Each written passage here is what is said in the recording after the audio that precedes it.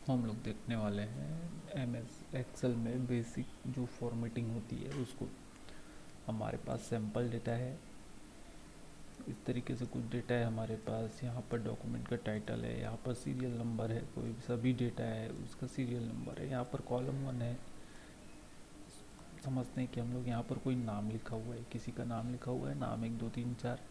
ये column number 2 है जिसमें एक लंबा डेटा है जो इस सेल के विड्थ में मतलब चौड़ाई में फिट नहीं हो रहा है। ठीक है, बस हम इसलिए लिख लिए हैं क्योंकि डिमॉन्स्ट्रेट कर सकें एक ऐसा डेटा जो फिट नहीं हो रहा है। अब हमको फॉर्मेटिंग के द्वारा इसको इसमें फिट करना है किसी अच्छे तरीके से। वैसे ही यहाँ पर हमारा कुछ ऐसा डेटा है जो सेल की हाइट में फिट नहीं होता। हमने डेमो के लिए क्या लिख लिया है, long data which will not fit in this cell height. जैसा इसमें विड्थ में लिखा हुआ है ऐसा इसमें हाइट में लिखा हुआ है। ये हाइट को रिप्रेजेंट कर रहा है, हाइट की फॉर्मेटिंग को समझने के लिए, और ये विड्थ की फॉर्मेटिंग को समझने के लिए। कुछ कुछ चीज़ें और भी हैं जिसको हम देखेंगे आगे चलते हुए। अब सबसे पहले करना क्या है ये देखते हैं। सबसे पहले तो हम बॉर्डर तैयार कर लेते हैं इसमें, ताकि हमको समझ में आए कौन सा सेल कहाँ पर शुरू हो रहा है कहाँ पर ख़त्म हो रहा है। तो सबसे पहले हम सेलेक्ट कर लेते हैं। अब देखिए डाटा तो यहाँ तक है, लेकिन हमारे कॉलम्स कहाँ तक हैं, यहाँ तक ही है, इसलिए हम इतना सेलेक्ट करेंगे। और यहाँ पर देखिए यहाँ पर बॉर्डर डिटेल्स आते हैं, तो यहाँ पर से हम ऑल बॉर्डर्स को सेलेक्ट कर लेते हैं। अब ये बॉर्डर सेलेक्ट हो गया। अब हमको थोड़ा सा क्लियर हो रहा है कि डेटा होना यहाँ चाहिए लेकिन यहाँ से बाहर चला जा रहा है।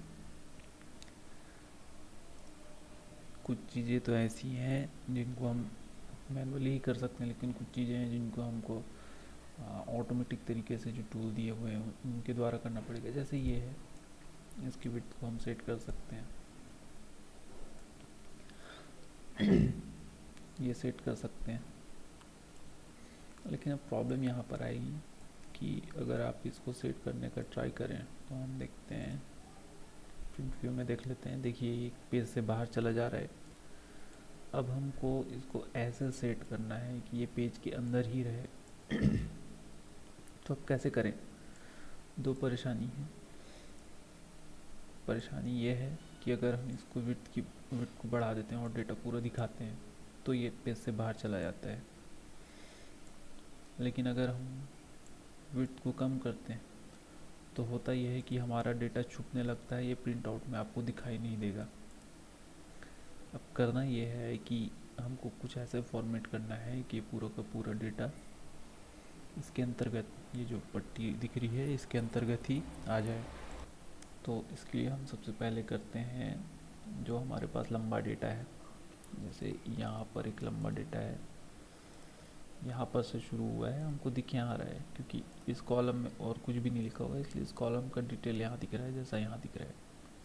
तो सबसे पहले हम करते ये हैं, जैसे हाइट को अपने को सेट करना है तो हम एटलीस्ट इस कॉलम को सेलेक्ट करके हम करेंगे ये कि इसमें टेक्स्ट रैपिंग प्रॉपर्टी को या वर्ड रैपिंग को ऑन कर देते हैं। ये ऑप्शन कहाँ पर मिलेगा आपको, यहाँ पर।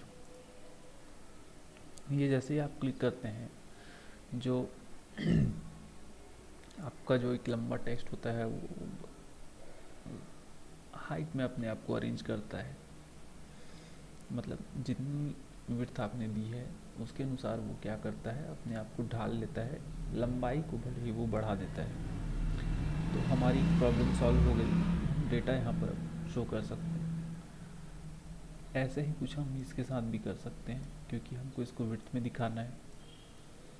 तो हम कैसे इसको नीचे लाएं, तो एक तरीका तो ये है कि आप लाइन ब्रेक कर सकते हैं, लेकिन वो जटिल होगा। इसके बदले हम करते ये हैं कि इसको सेलेक्ट कर लेते हैं, इसके बाद इसमें भी रैपिंग ऑन करते हैं। तो देखेंगे जैसे ही रैपिंग ऑन करो, ये विड्थ के अनुसार अपने हाइट को अरेंज कर लेता है। ये हो गया। इसके बाद हम एक छोटा चीज़ और देख लेते हैं, ये टाइटल। हम चाहते हैं कि ये टाइटल जो है सेंटर में आए। एक बार ट्राई करके देखते हैं प्रिंट प्रीव्यू कैसा दिखाई देता है। तो प्रिंट में ये ऐसा कुछ दिखाई देगा,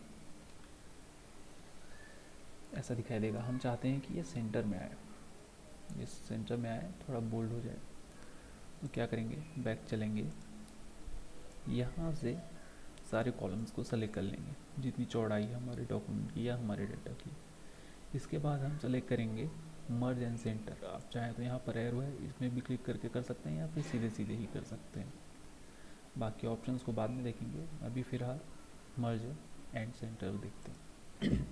जैसे ही मर्ज एंड सेंटर करते हैं, बाकी कॉलम्स के जो डिवाइडर्स होते हैं वो गायब हो जाते हैं और हमारा टेक्स्ट सेंटर में आ जाता है। इसके बाद आप बाकी जो प्रक्रियाएं हैं वो सामान्य रूप से कर सकते हैं। ये हो गया।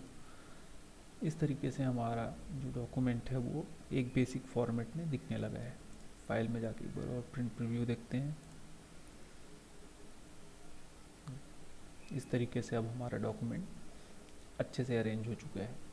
अब हम, क्योंकि टेक्स्ट रैपिंग ऑन है, इसलिए हम अपने डॉक्यूमेंट की चौड़ाई को अपने इच्छा अनुसार सेट कर सकते हैं। अगर आप चाहते हैं कि कॉलम में जो टाइटल्स डले हुए हैं वो सेंटर में दिखाई दें, तो इसके लिए सिंपल है, आप ये कर सकते हैं। ये जो नाम है आप चाहते हैं अगर ये सेंटर में दिखाई दें, तो आप इनको सेलेक्ट कर लिए। इसके बाद इस तरीके से आप सेंटर बटन में क्लिक करेंगे तो ये सब सेंटर में चले जाएंगे। आप चाहते हैं कि हॉरिजॉन्टल रूप से सेंटर में, तो आप इस तरीके से कर सकते हैं। इसको भी मैं वही कर देता हूँ, सेंटर सेंटर।